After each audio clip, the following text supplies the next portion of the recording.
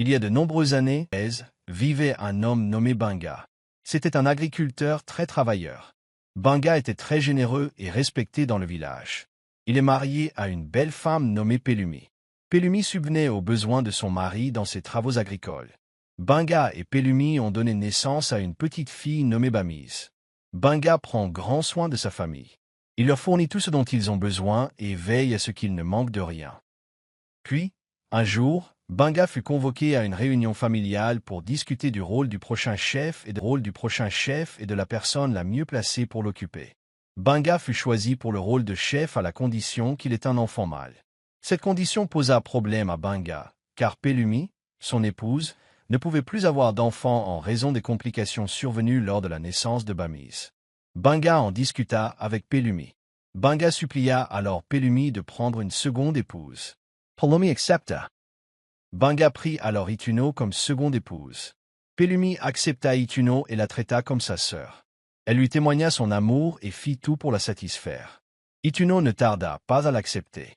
9 mois plus tard, Ituno accoucha, mais ce fut un malheur pour Banga, car elle donna naissance à une petite fille. Ituno et Banga la nommèrent Kweju. Banga n'était pas content. Mais que pouvait-il faire? I'll accept a son sword. Banga perdit son rôle de chef, qui fut confié à son frère cadet. Banga et sa famille vécurent heureux et unis. Banga ne fit aucune distinction entre ses filles.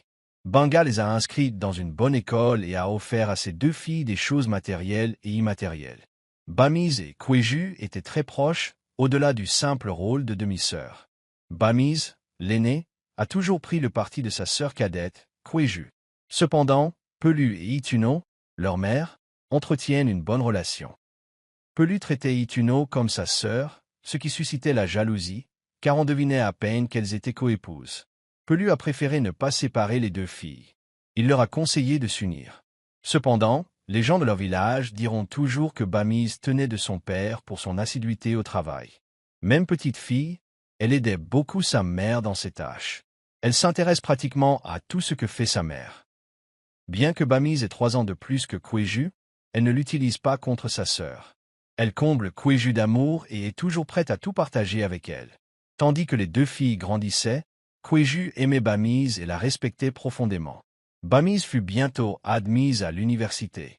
Au moment de quitter la maison, les 2 filles eurent beaucoup de mal à se séparer. Mais comme c'était une bonne décision, ils n'avaient pas le choix. Les premiers jours, Bamise quittait la maison. Kweju refusait de manger et de parler à qui que ce soit. Elle était toujours restée à l'écart jusqu'à ce qu'elle s'habitue à ne plus voir Bamise. Bamise réussissait très bien à l'école. Kweju a immédiatement terminé ses études, mais elle a dit à son père qu'elle ne souhaitait plus retourner à l'école. Elle a supplié son père de lui permettre d'apprendre son métier.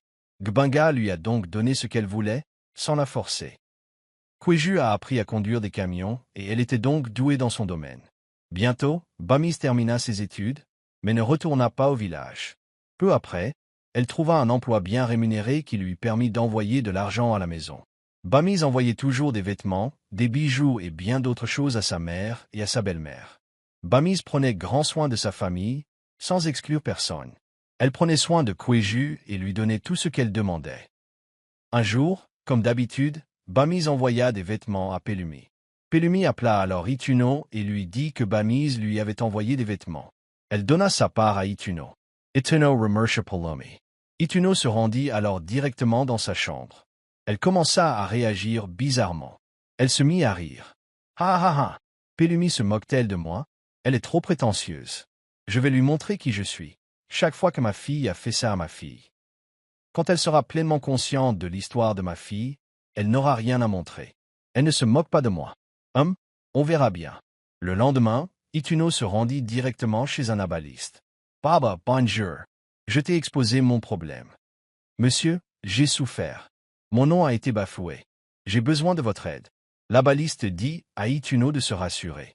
Puis il lui dit de demander ce qu'elle voulait au sanctuaire. Ituno poursuivit son chemin. Qu'elle veut quelque chose de grand. Juste que tu élimines Pelumi. Elle est trop imbue d'elle-même. Je ne veux plus qu'elle respire à la surface de la terre. C'est tout. Alors l'herbaliste dit qu'il en soit ainsi.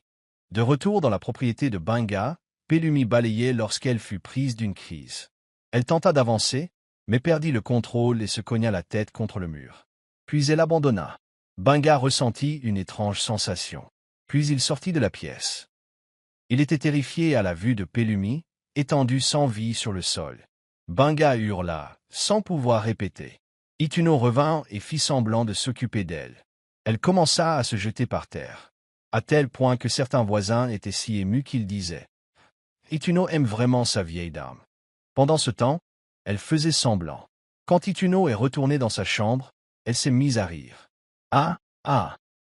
Lève-toi et montre les vêtements, l'argent et les bijoux que ta fille t'a achetés. » Bamise a été appelée du village pour annoncer la mort de sa mère.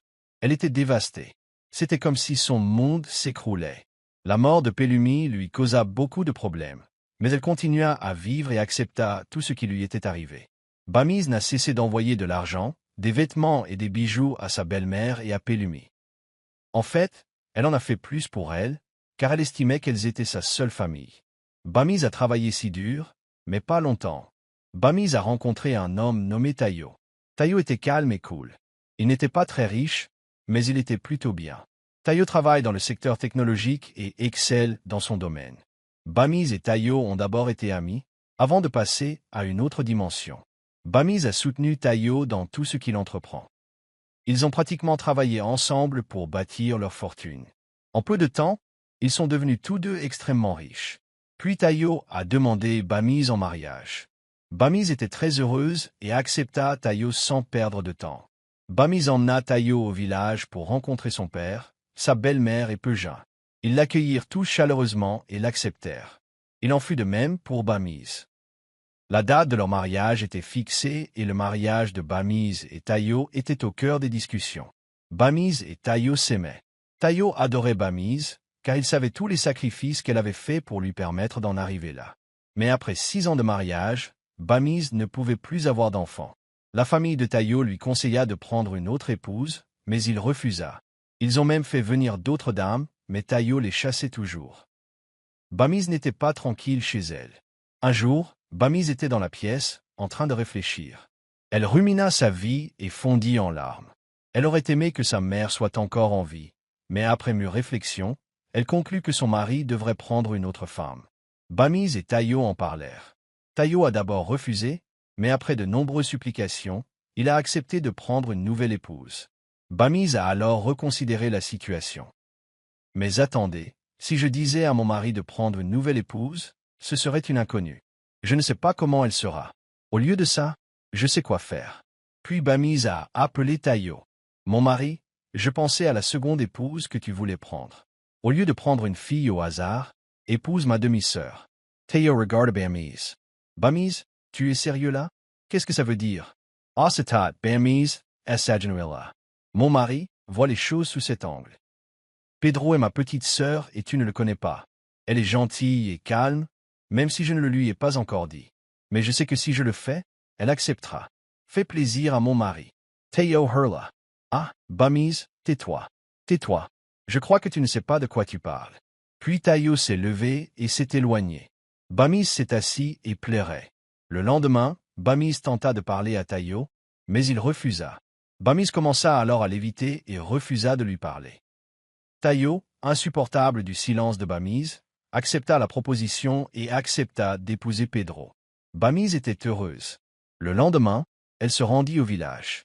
Arrivée sur place, elle appela son père, Itunu et Pedro. Ils se réunirent tous au salon. Bamise leur expliqua tout et supplia Pedro d'épouser son mari. Banga devint furieuse. Non, je n'accepterai pas ça. Pas sous ma surveillance, que mes 2 filles épousent le même homme. Puis elle se leva, furieuse. Bamise essaya de parler à son père, mais Banga refusa et lui dit de ne jamais le faire. Bamise supplia alors Itunu de supplier son père. Pedro resta muet, choqué. Pedro, qui fréquentait un ancien chasseur du village, retourna en ville et promit de revenir pour obtenir une réponse. Itunu et Pedro étaient dans la pièce en train de discuter. « Maman, je ne peux pas épouser le mari de ma sœur. Comment va-t-elle se sentir? »« Tais-toi, » dit Itunu. Puis elle continua. « Tu épouseras cet homme, et c'est définitif. Tu n'aimes pas un homme riche? Tu veux mourir avec ce chasseur? Non, pas sous ma surveillance. » Pedro dit alors, mais Itunu le rattrapa rapidement. Je t'ai dit de la fermer. Ton avis n'est pas le bienvenu. Tu dois épouser cet homme. Elle se détendit et s'éloigna. Puis Itunu alla directement voir Banga et lui parla de la demande en mariage. Mon mari, pourquoi agis-tu ainsi? Ne sais-tu pas que Pedro veut couvrir la honte de Bamise? Ou préfères-tu attendre que les villageois se moquent de nous? Banga répondit. Ashley, est-ce que ça nous donne le courage de marier nos 2 filles à un seul homme? Réponds-moi. Itunu répondit alors. Mon mari, nous sommes censés être reconnaissants que Pedro veuille couvrir la honte de Bamise, et non pas que nous contribuions au problème. Banga regarda alors Itunu d'un air troublé et la désigna du doigt. Ressens ma rage, pas chez moi, pas sous ma surveillance. Si c'est Pedro qui est dans cet état, auriez-vous accepté que Bamise épouse son mari? Ah, mon mari, ne parle pas comme ça. Mon Pedro n'est pas stérile, dit Itunu. Banga poursuivit. Oh, ton Pedro n'est pas stérile. Je ne le permettrai pas, et c'était la fin. Banga se leva et repoussa cette idée. De retour chez Bamise, Bamise raconta à Tayo la réaction de son père lorsqu'elle lui avait parlé de la situation. Tayo lui dit alors, « Je te l'ai dit, ça ne peut pas marcher comme ça. Comment veux-tu que cette bouche soit? Parce que je sais que ce n'est pas facile, mais c'est ce que tu veux. Je n'ai pas d'autre choix que de l'accepter comme ça. » Bamise dit alors à Tayo qu'elle allait régler ça. Itunu était dans sa chambre, faisant les 100 pas, pensant, c'est l'occasion de profiter de la richesse. J'attendais ça depuis longtemps. Je ne laisserai personne me voler mon bonheur. Je sais ce qu'il me reste à faire. Le lendemain, Itunu alla voir les Abali pour se plaindre de toute cette affaire et leur raconta le refus de son mari. Le baba donnait alors à Itunu quelque chose à lécher chaque fois qu'elle voulait parler à Banga. Itunu remercia le baba et lui donna de l'argent. De retour chez elle, elle fit ce que le baba lui avait demandé. Puis elle alla directement voir Banga. « Mon mari, nous avons des affaires en suspens. Je veux que Péju épouse le mari de Bamise. Péju est la seule solution au problème de Bamise. » Alors Banga se mit à rire. « Ah. Ma femme. Comment se fait-il que tu ne m'aies rien dit depuis tout ce temps? Pourquoi le dis-tu maintenant? » Itunu a alors répondu. « Ah, je te l'ai dit et je t'ai même supplié, mais tu as refusé. » Banga a alors tapoté Itunu. « Arrête de mentir. C'est une excellente nouvelle pour notre fille. Je déborde de joie. Oh oui, j'ai accepté. Dis-leur de venir chercher ma bénédiction. » Itunu se leva alors d'un bond. « Merci, mon mari. » Quand Itunu arriva dans sa chambre, elle se mit à rire et à remercier les Abali. « Oh, ça me fera du bien. » Puis Itunu haussa les épaules et marcha majestueusement dans la pièce. « Oh, appelle-moi la grand-mère riche. » Itunu prit alors son téléphone et appela Bamise. « Bamise, mon chéri, mon bon enfant, j'ai parlé à ton père et il a accepté. Il est donc temps pour toi et ton mari de venir voir ton père. » Bamise était heureuse de la nouvelle. Vraiment? Mais elle se demandait comment son père avait accepté si vite, sachant à quel point Banga était capable de prendre des décisions. Bamise n'a pas perdu de temps. Elle a annoncé à Tayo que Banga avait accepté leur proposition. Bamise et Tayo se sont rendus au village. Tayo fit part à Banga de ses intentions envers Kweju. Banga lui répondit qu'en raison des circonstances, il le ferait sans bruit. Tayo et Bamise décidèrent de payer la dot de Kweju. Ils apportèrent donc tout à Banga et Itunu. Banga bénit Tayo et Itunu et les déclarèrent mari et femme. Bamise était ravi de la situation. Kweju a été relogée en ville. Bamise a veillé à son confort. Elle a pris grand soin d'elle et a changé sa vie pour toujours. Elle faisait tout pour la rendre heureuse. Puis un jour, Shidra, la meilleure amie de Bamise, vint la saluer. C'est alors qu'elle aperçut Kweju. Elle la salua. Puis elle appela Bamise. « Mon ami, la sœur de ton mari est dans les parages et tu ne m'as rien dit. » Bamise se mit à rire. « Non, c'est ma demi-sœur maintenant. Désolé de ne pas te l'avoir présentée. Shidra, j'ai oublié de te dire quelque chose. J'ai demandé mon mari en mariage. Je n'ai plus le choix. Je dois choisir ma demi-sœur. Shidra hurla. Tu fais quoi? Teens, t'es malade. Ah, ce n'est que le début de tes problèmes. Bamise répondit alors. Ma puce, ce n'est pas ce que tu crois. Ma sœur est une femme bien. Elle est gentille, aimable et calme. Elle est tout pour moi. Elle n'est pas comme ces filles d'Aurelius. Alors, elle ne peut pas me faire de mal. Fais-moi confiance. Shidra intervint alors. Bamise, tu t'écoutes? Tu écoutes les conneries qui sortent de ta bouche? Arrête, Mon ami, tu crois que tout redeviendra normal après un certain temps? Hein? Quand elle sera enceinte de ton mari et qu'elle accouchera, tu sauras ce que tu as signé. Bamise dit alors à Shidra, « Mon ami, as-tu oublié que Panju est ma petite sœur? Elle ne peut rien faire de tel. Je la contrôle. » Shidra se mit à rire. « Tu es vraiment sous contrôle. Je t'attendrai patiemment. » Bamise sourit. « Mon ami, rien n'arrivera, J.O. » Au bout d'un mois, Panju se sentait bizarre. Bamise sortit de sa chambre et découvrit qu'elle n'avait pas vu Panju. Puis elle se réveilla dans sa chambre. Panju tremblait. Bamise l'a rapidement emmenée à l'hôpital. Le médecin l'a examinée attentivement. Il a ensuite dit à Bamise, « Madame Bamise, votre sœur est enceinte de 4 semaines. » Bamise sursauta, d'excitation. Dieu merci. Le médecin lui dit alors qu'elle pouvait accompagner Panju et qu'il devait la préparer pour la consultation prénatale. Bamise remercia le médecin. Bamise annonça la nouvelle à Tayo. Tayo était tout excité et rempli de joie. Ils célébrèrent tous la bonne nouvelle. Puis, au bout d'un mois, Panju changea et commença à se comporter grossièrement envers Bamise. Un jour, Bamise revint du travail. Panju était dans le salon. Puis Panju fit face à Bamise. « Bamise, va à la cuisine. Prépare-moi du thé chaud.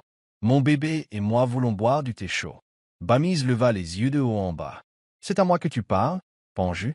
Répondit Panju, « Oui, maintenant. Ou as-tu une oreille jumelle ?» Bamise intervint alors. « Pourquoi devrais-je te préparer du thé chaud alors qu'il y a une domestique dans cette maison? Panju, qu'est-ce qui ne va pas chez toi? » Panju se filma alors. « Bamise, quelque chose ne va pas chez toi? Non, dis-moi. Quel est ton travail dans cette maison? Du thé ordinaire. Prépare-moi juste du thé. Tu te plains qu'il y ait une bonne dans cette maison. Alors, c'est ta tante que je veux dans ce thé. Et c'est mieux comme ça. » Bamise répondit, « Je crois que quelque chose ne va pas chez toi. » Puis, deux d'entre eux commencèrent à se disputer. Tayo s'approcha et leur cria dessus. Il demanda alors, « Qu'est-ce qui n'allait pas? » Bamise dit alors à Tayo, « Chérie, tu imagines? Panju me demande de lui préparer du thé chaud. » Tayo fut choqué. « Panju, pourquoi demandes-tu à ta sœur de te préparer du thé alors qu'il y a une femme de ménage ici? » Panju intervint alors. « Et maintenant, mon mari, je suis venu ici et je l'ai supplié. Bamise, s'il te plaît, aide-moi à préparer du thé. Mon bébé veut boire. » Puis elle s'est mise à hurler. Tayo a alors dit à Panju, « Panju, pourquoi maintenant? As-tu oublié que c'est elle qui t'a amené dans cette maison? Et c'est ma femme. Je ne te permettrai pas de lui manquer de respect. D'accord? » Panju l'a alors interpellé. « Bon, alors, j'irai avorter si elle n'a pas préparé le thé. » « Non, non, non, non, non, non, non, ne le fais pas, dit Tayo. Puis Tayo fit face à Bamise et la supplia de lui préparer le thé. Bamise accepta et fit. Bamise donna alors le thé à leur servante Toy pour qu'elle le donne à Panju, assise dans le salon. « Quoi?